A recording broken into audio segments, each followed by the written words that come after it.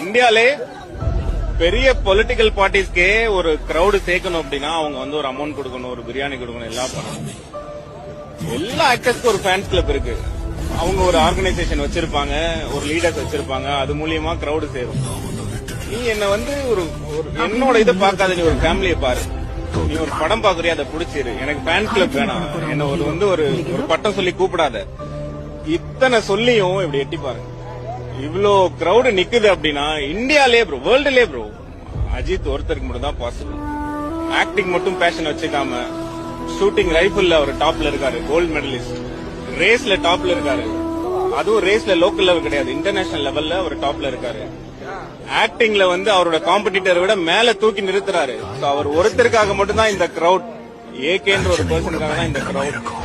எந்த ஆர்கனைசேஷனும் இல்லாம அவங்க யாருமே கூப்பிடாம வந்த கிரௌட் தான் இந்த ஃபேன்ஸ்.